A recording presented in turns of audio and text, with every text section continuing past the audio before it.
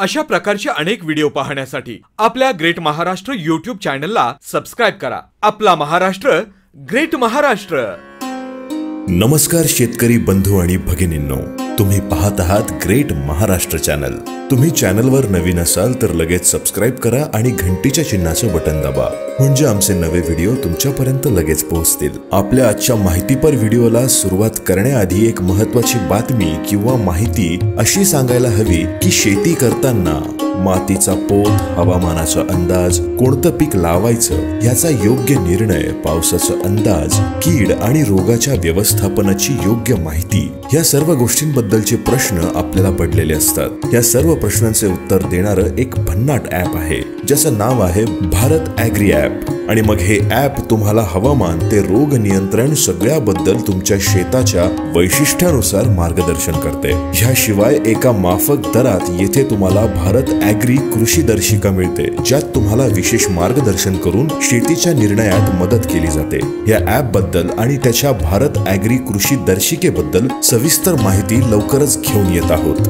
दिवाळीच्या शुभ मुहूर्तावर तुम्ही हे ॲप डाउनलोड करत असाल तर आपला स्पेशल प्रोमो कोड GMH01 वापरून तुम्हाला कृषी दर्शिकेमध्ये मिळू शकते 50 रुपयांची सूट। तेव्हा आजच ॲप डाउनलोड करा आणि ही सूट मिळवा। टोमॅटो एक असं फळ पीक जे इतर कुठल्याही फळ पिकापेक्षा जास्त भाजीसाठी वापरला जातो। टोमॅटो प्युरी, टोमॅटो सॉस अशा विविध पदार्थांसाठी ह्या फळ पिकाचा सर्वाधिक वापर होतो। म्हणून महाराष्ट्रात अंदाजे तब्बल 29,190 हेक्टर जमीन टोमॅटोच्या लागवडीखाली आहे। नाशिक, पुणे, सातारा, अहमदनगर, नागपूर, सांगली या शहरांमध्ये टोमॅटो सर्वाधिक पिकवला जातो। भारतीय शेतीमध्ये टोमॅटो एक प्रमुख फळ पीक आहे। त्याच्यात असलेल्या अ, ब आणि क जीवनसत्वामुळे आणि खनिज व लोह यांनी भरपूर असल्यामुळे टोमॅटोचे आहारातील महत्त्व सर्वांनीच ओळखलंय। आज आपण जाणून घेणार आहोत ह्याच टोमॅटोच्या लागवडीबद्दल संपूर्ण माहिती। टोमॅटोच्या लागवडीसाठी जमीन मध्यम ते भारी असावी लागते। हलक्या जमिनीतही टोमॅटोची लागवड करता येते, पण त्यासाठी सेंद्रिय खताचा पुरवठा जास्त प्रमाणात करता यायला हवा आणि पाण्याची नियमित उपलब्धता असावी। जमिनीचा सामू 6 ते 8 इतका असावा लागतो। टोमॅटोची लागवड खरीप हंगामात जून जुलै दरम्यान केली जाते, तर रब्बी म्हणजेच हिवाळी हंगामात सप्टेंबर ते ऑक्टोबर महिन्यात बी पेरणी केली जाते आणि उन्हाळ्यासाठी डिसेंबर ते जानेवारी महिन्यात बी पेरणी केली जाते। पूर्व मशागत करताना जमिनीत आडवी नांगरणी करून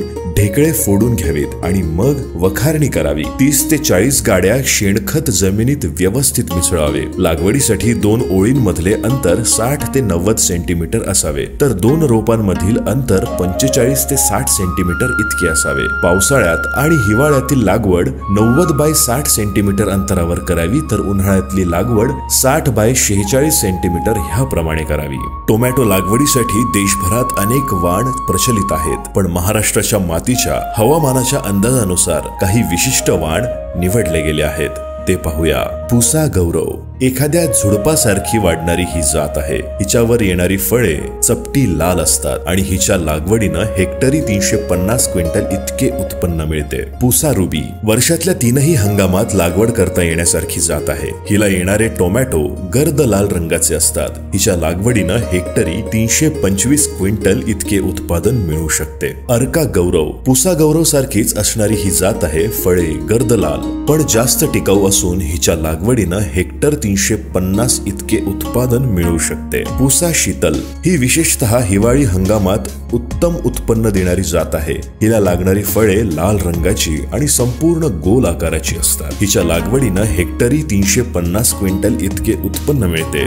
रोमा झाडे लहान आणि झाडूपाळ असून फळे आकारानं लांबट आणि जाड साल असल्यानं वाहतुकीस योग्य आहे। हेक्टरी उत्पादन 25 टन। रुपाली, वैशाली, भाग्यश्री, अर्का विकास, पुसा अर्ली, डवार्फ इत्यादी जातींची ही लागवड केली जाते। टोमॅटोची रोपे गादी वाफ्यावर तयार केली जातात। त्यासाठी जमिनीची खोल नांगरणी केली जाते। नंतर कुळव्याच्या 2 ते 3 पाळ्या घेऊन जमीन भुसभुशीत करून घेतली जाते। गादी वाफा हा 1 मीटर रुंद आणि 3 सेंटीमीटर लांब आणि उंचीला 15 सेंटीमीटर होईल अशा पद्धतीने तयार केला जातो। त्यात एक मोठे घमेले शेणखत आणि 50 ग्रॅम सफुला मिसळून वाफा हाताने सपाट केला जातो। मग बियांची पेरणी केली जाते। पेरणीपूर्वी थायरॉइड थायरम बुरशीनाशक औषध बियांना चोळावे. बियांची पेरणी गादी वाफ्याच्या रुंदीला समांतर अशा रेघा बोटाने पाडून त्यात बी टाकून ती मातीनं झाकून दिली जाते. वाफ्यांना ह्या काळात पाणी देताना झारीनं पाणी द्यावे लागते.